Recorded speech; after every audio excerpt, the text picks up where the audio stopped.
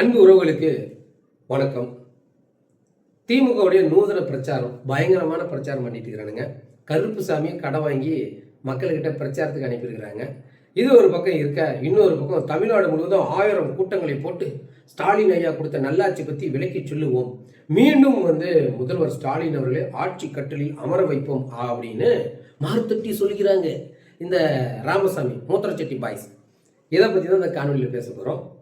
போகிறதுக்கு முன்னால் ஒரு முக்கியமான விஷயம், பெண்கள் பாதுகாப்பு பற்றிலாம் நீங்கள் பேசலாமா அப்படின்னு சொல்லி நம்மளை கிண்டல் பண்ணுற இந்த மூத்திரச்செட்டி பாய்ஸுக்கு ஒரு வேண்டுகோள். டேய், நீங்கள் கூட்டம் போடு, கூத்தடி, எதையோ பண்ணு, ஆனால் குரூப்பாக ஃபோட்டோ எடுத்து நீங்கள் பதிவு போடுறீங்களா, அதில் என்ன பண்ணுறீங்கன்னா பெண்களுக்கு கொஞ்சம் நவுந்து உட்கார சொல்லு, இல்லையா அந்த பெண்களை தனியாக நிற்க சொல்லியாவது புகைப்படம் எடுங்க. ஆனால் ஆம்பளைங்க கூட பரவாயில்லைங்க. அந்த கூட்டத்தில் ஒரு லேடி இருக்கிறாங்க, அந்த லேடி பக்கத்தில் இருக்கிற ஆம்பளையை இடுப்பை அணைச்சி இறுக்கி பிடிச்சி நின்றுட்டுக்குது.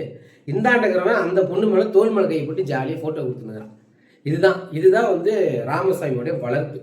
அதில் முக்கியமாக அந்த பொண்ணை ஏன் நான் பேசுகிறேன்னா, அண்ணன் சீமான் அவர்கள் புகைப்படத்தை ஒரு நாள் செருப்பில் அடித்து எங்கள் ராமசாமி திட்டாங்க, எங்கள் ராமசாமி திட்டாங்க, அவர் என்ன சொன்னார், அவரெல்லாம் நல்லது தான் சொன்னார், பெண்களை எப்போ அவர் இழிவாக பேசினார், பிடிச்சவங்களோட இருன்னு சொல்லி எப்போ சொன்னாருன்னு சொன்னது அந்த பெண். ஆனால் அந்த பெண் புகைப்படத்தில் எப்படிங்க பார்த்தீங்களா, அப்படியே பக்கத்தில் இருக்கிற இட்டுப்பை போயிடக்கூடாதுன்னு இறுக்கி பிடிச்சிட்டு இன்னொருத்தர் இந்த பொண்ணு மேலே ஜாலியாக கையை போட்டு ஃபோட்டோவுக்கு போஸ்ட் கொடுத்துட்டு இருக்கிறோம்.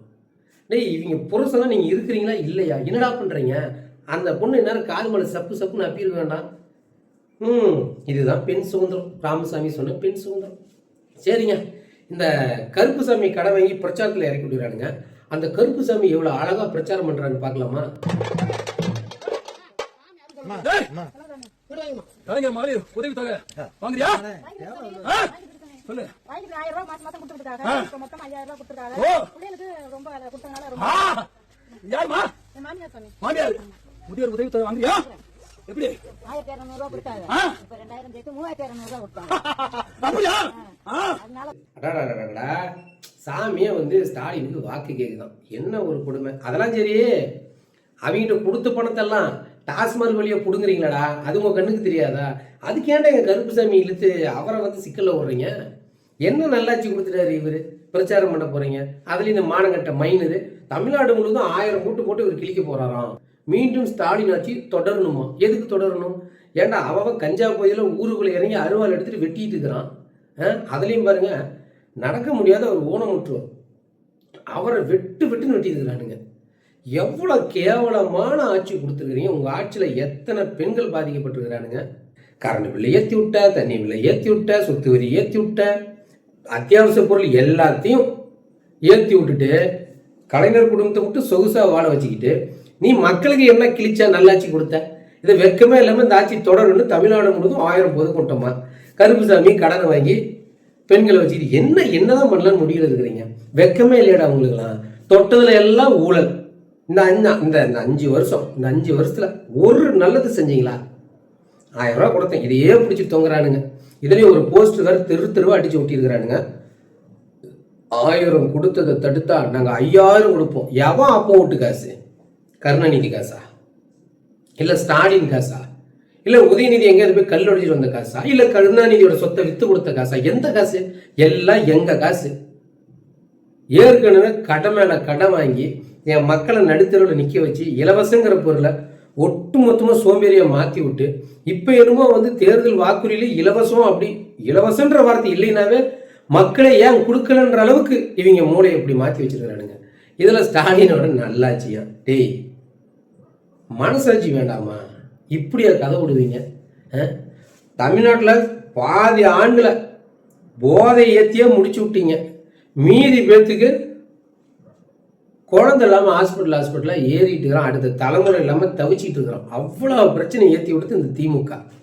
இவங்களுக்கு இதெல்லாம் தெரியவே மாட்டேங்குது. அவன் கொடுக்குற 1000 500 அது போதும், அதை வச்சு குடும்பத்தை ஓட்டிக்கிற மன நிலைமைக்கே இப்போ பாதி பேர் வந்துட்டானுங்க.